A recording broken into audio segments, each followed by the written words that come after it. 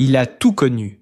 La gloire, les stades en feu, les trophées soulevés sous les cris d'une nation fière.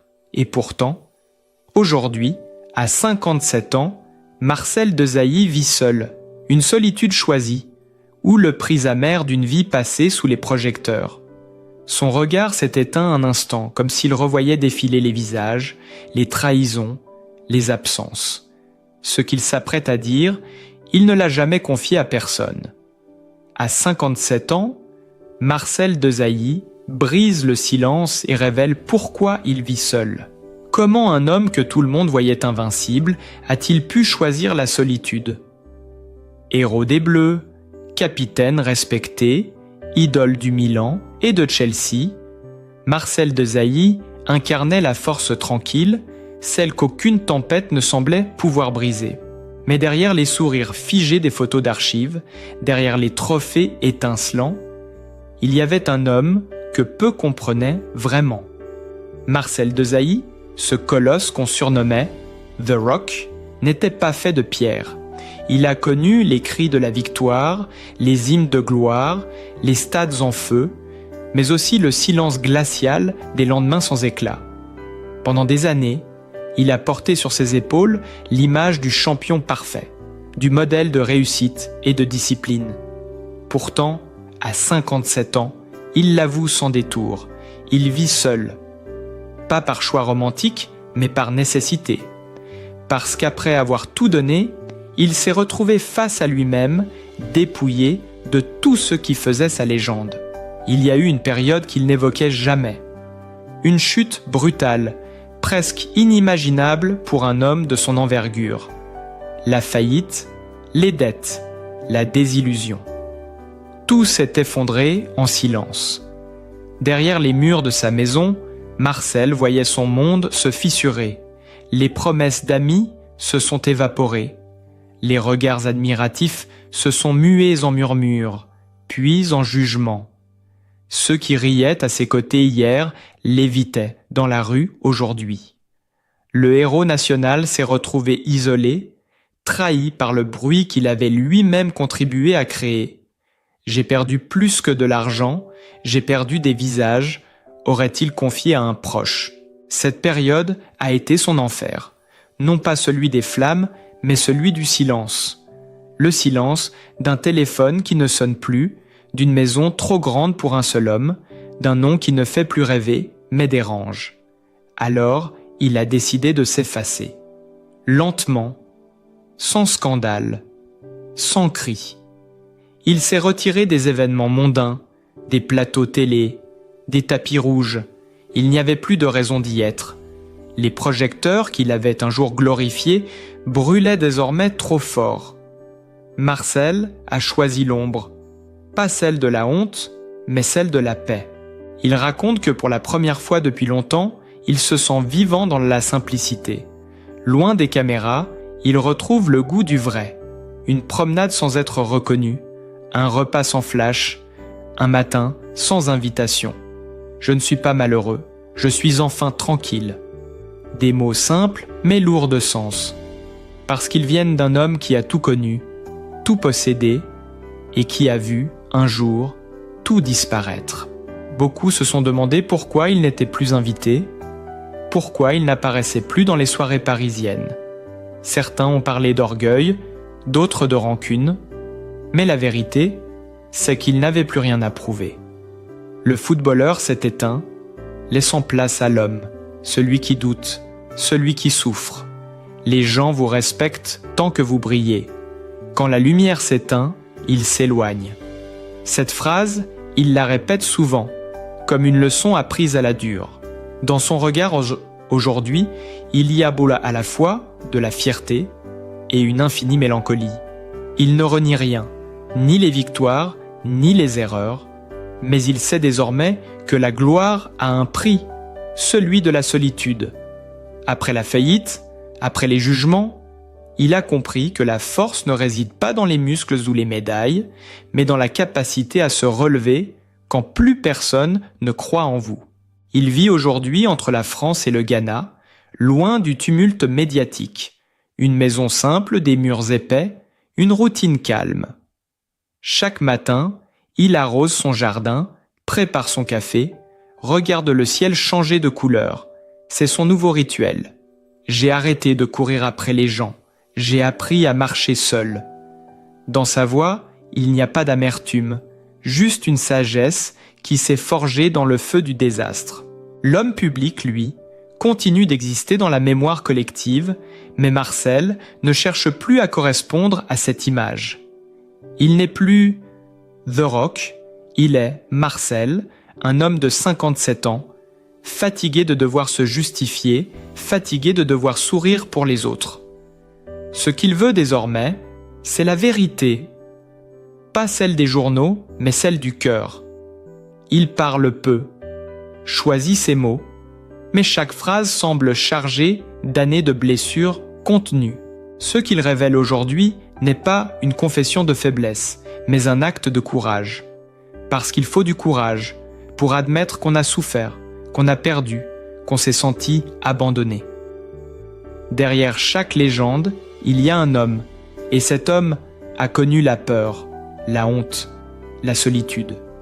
Mais il y a aussi la renaissance, lente, fragile, presque invisible.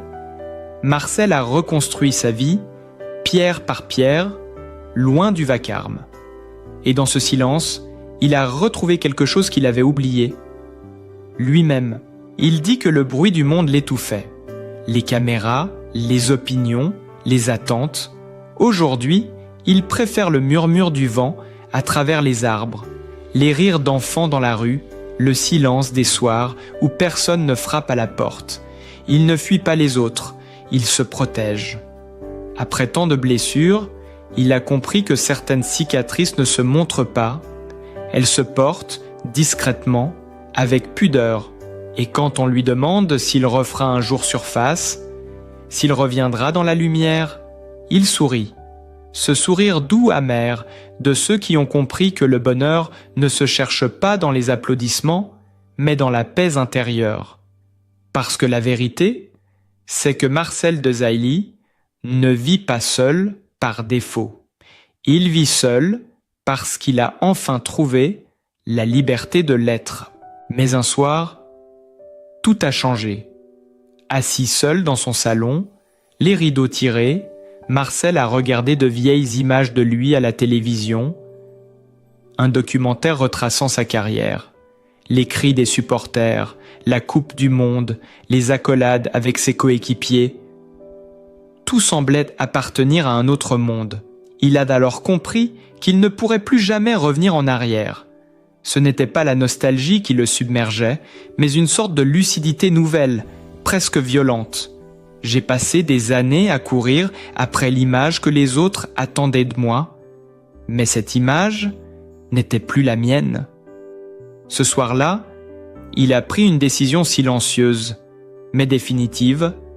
Il ne chercherait plus à plaire, ni à prouver. Il allait vivre simplement, sans rôle à jouer. Le lendemain, il a éteint son téléphone, fermé ses réseaux sociaux et quitté Paris pour la campagne. Personne ne l'a vu partir. Aucun média n'a relayé son absence. Et c'était mieux ainsi. Là-bas, loin des rumeurs et des regards, il a commencé une nouvelle vie. Au début, tout semblait trop calme, trop vide. Mais peu à peu, ce silence est devenu un refuge. Il s'est remis à lire, à cuisiner, à écrire parfois, des phrases qu'il ne montre à personne. On ne se reconstruit pas sous les projecteurs, dit-il souvent, on se reconstruit dans l'ombre. C'est aussi là qu'il a affronté sa vérité la plus douloureuse, celle du temps. Pendant des années, il a vécu comme si tout devait durer toujours. La jeunesse, la gloire, l'amour, la reconnaissance. Mais rien n'est éternel. Et quand tout s'écroule, il faut apprendre à aimer autrement, à respirer autrement. Pour la première fois depuis longtemps, il a regardé son reflet dans le miroir sans détourner les yeux. Les rides, les cicatrices, la fatigue, il ne les a plus vus comme des ennemis, mais comme la preuve qu'il était encore debout. Certains jours tasnent, la solitude lui pèse encore. Il l'avoue, sans honte. Le soir, Quand le soleil tombe, il lui arrive de penser à ceux qui sont partis, à ceux qui l'ont oublié, mais il ne leur en veut plus. On ne peut pas demander aux autres de porter notre silence, murmure-t-il. Ce pardon discret, envers les autres et envers lui-même, a tout changé. C'est peut-être ça, le vrai tournant de sa vie. Ne plus lutter contre le passé, mais l'accepter comme un compagnon de route. Il raconte qu'un matin, alors qu'il marchait sur un chemin bordé d'arbres près du lac, il s'est arrêté. Il a fermé les yeux et il a senti, pour la première fois depuis des années, le vent sur son visage sans penser à rien. Ni à un match, ni à un contrat, ni à une dette. Juste le vent. C'est ce jour-là que j'ai compris que j'étais libre.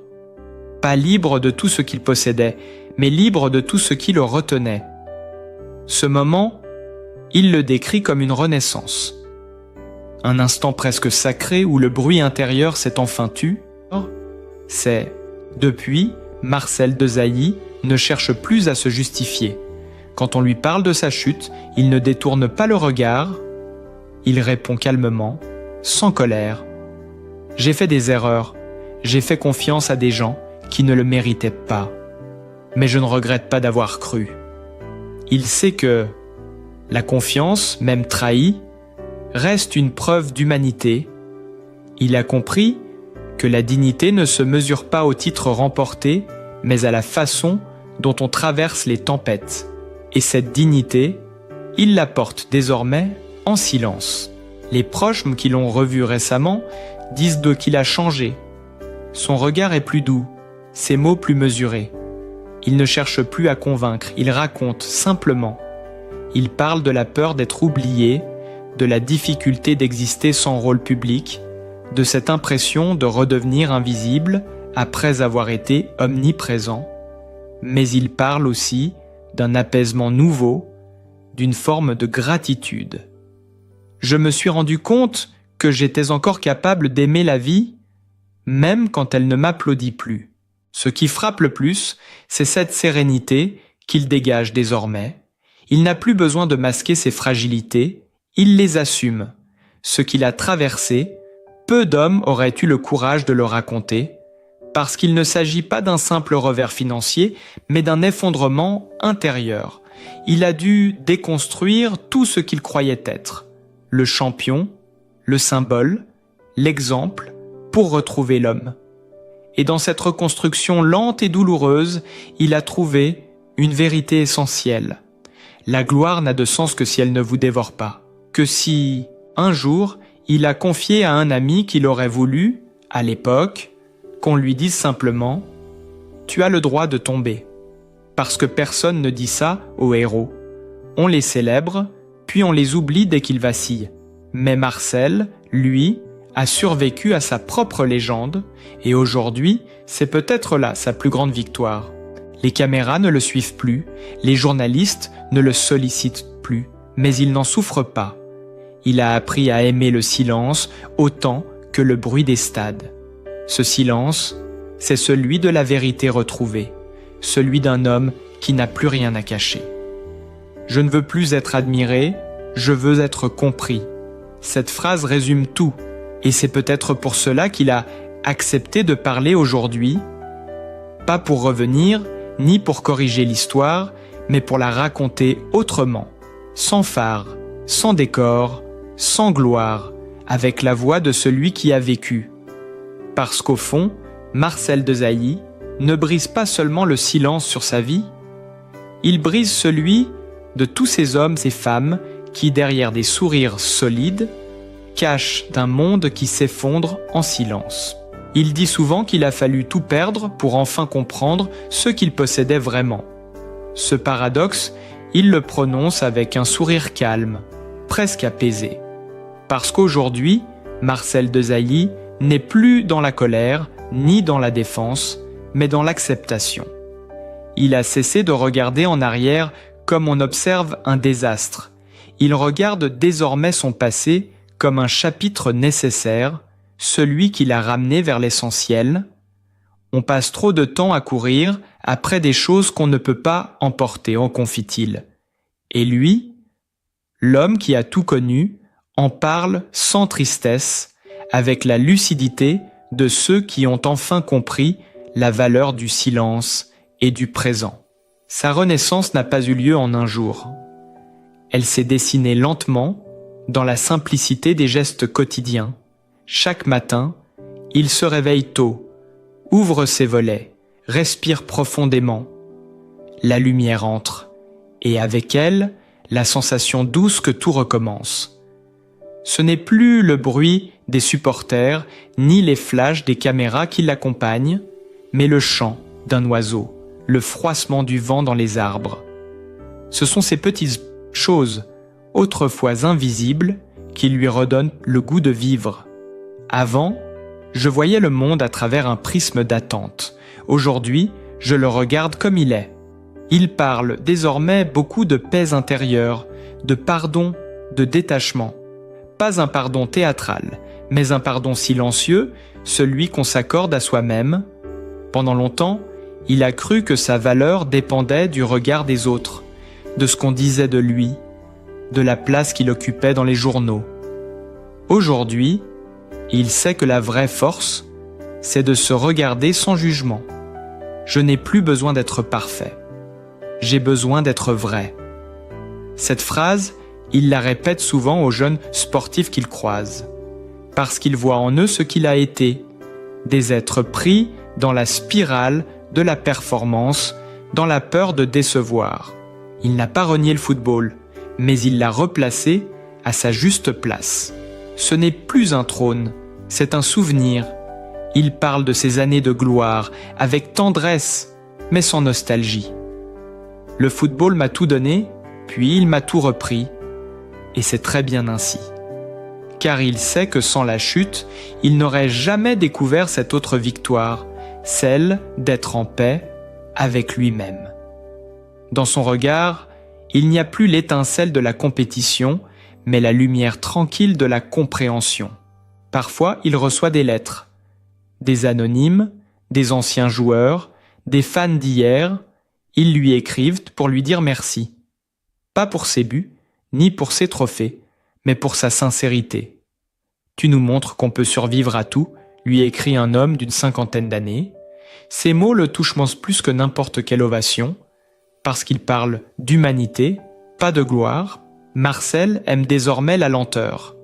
Il parle doucement, il marche sans se presser. Il s'est réconcilié avec le temps, lui qui jadis le combattait. Il a compris que chaque seconde est une chance, même celles qui paraissent vides. Il médite souvent, écoute de la musique, observe les saisons changer. La vie ne m'appartient plus, je l'accompagne. C'est devenu sa manière d'être. Dans cette nouvelle vie, il s'est aussi rapproché de son pays d'origine, le Ghana. Là-bas, il retrouve une forme de vérité brute. Les sourires sont francs, les journées s'écoulent lentement. Il y a une sagesse dans la simplicité des gens, une paix qu'il ne trouvait plus en Europe. C'est là qu'il a compris que la réussite ne se mesure pas à ce que l'on montre, mais à ce que l'on ressent. Il aide désormais à des projets éducatifs, finance des écoles, soutient des jeunes athlètes sans jamais en parler publiquement. Ce que je donne en silence me rend plus heureux que tout ce que j'ai reçu sous les applaudissements. Il a aussi appris à ne plus fuir la solitude, à la transformer en compagne. Ce n'est plus un vide, mais un espace. Un espace où il pense, où il crée, où il se retrouve. Il lit beaucoup de philosophie, de spiritualité, d'histoire. Il aime les textes qui parlent du sens, de la fragilité, du temps. Nous sommes tous de passage, mais rares sont ceux qui apprennent à habiter ce passage. Cette phrase, il l'a dit en regardant le ciel comme une prière muette. Quand on lui demande ce qu'il retient de toutes ces années, il répond sans hésiter l'importance de la paix, pas la paix mondiale, pas la paix dans les discours, mais celle qu'on ressent dans le ventre quand on n'a plus rien à prouver. Cette paix-là, il la cultive chaque jour, dans le silence, dans la gratitude, dans la reconnaissance du chemin parcouru. Et pourtant, malgré tout, il garde cette humilité désarmante. Il ne se prend pas pour un sage, encore moins pour un exemple. Je suis un homme qui a fait le tour du monde pour comprendre que le bonheur était juste là, à l'intérieur. Il rit doucement, puis ajoute « Mais il faut tomber pour le voir ». Ces mots résonnent comme une conclusion, mais aussi comme une promesse. Celle d'un homme qui n'a plus peur du temps, ni du silence, ni du regard des autres. Dans ses yeux, on lit la trace des épreuves, mais aussi la clarté d'une âme apaisée. Il ne cherche plus la perfection, il cherche la vérité, la douceur, la présence. Et dans cette quête discrète, il inspire sans le vouloir. Parce qu'au fond, Marcel Desailly n'est plus seulement un ancien champion. Il est devenu autre chose, un témoin de la résilience humaine, de cette capacité à renaître même après avoir tout perdu. Il dit que la vie, finalement, n'est pas une succession de victoires ou de défaites, mais un long apprentissage du lâcher-prise. Et c'est dans ce lâcher-prise que l'on trouve enfin la lumière. Pour lui, cette lumière n'est plus celle des stades ni des caméras, mais celle, douce et fragile, qui éclaire l'intérieur de l'âme quand on accepte d'être simplement soi. Aujourd'hui, Marcel Desailly ne cherche plus à comprendre pourquoi les choses se sont passées ainsi. Il accepte simplement que la vie l'a conduit là où il devait être. Dans cette maison paisible où les jours se ressemblent, il a trouvé ce que tant d'hommes passent leur vie à chercher, la paix avec soi-même. Il dit que le silence ne lui fait plus peur, qu'il en a fait un allié, parce que dans le silence, on entend enfin ce que le bruit du monde cachait, le murmure du cœur, la voix de la vérité, et peut-être est-ce là le plus beau des retours, celui vers soi, vers l'essentiel. Son regard ne brille plus de la même façon qu'autrefois, mais il éclaire différemment, avec douceur, avec lucidité. Il sait que chaque chute peut être un commencement, que chaque solitude porte en elle une forme d'espérance. Il n'y a pas de victoire sans perte, pas de lumière sans ombre. Et ce qu'il nous enseigne à travers son parcours, c'est que la dignité se trouve dans la manière de se relever, de continuer à aimer la vie, même lorsqu'elle ne nous sourit plus. Marcel Desailly, autrefois symbole de puissance, incarne aujourd'hui la sérénité. Et derrière ce calme retrouvé, il nous rappelle une vérité simple. Rien n'est plus fort que l'âme d'un être humain qui a su se pardonner. Si son histoire vous a touché, si ces mots ont résonné quelque part en vous, prenez un instant pour partager vos pensées dans les commentaires. Laissez un like, abonnez-vous pour suivre d'autres récits humains, vrais, profonds. Parce qu'au fond, chaque histoire comme celle de Marcel nous rappelle qu'il n'est jamais trop tard pour recommencer et pour apprendre à vivre autrement.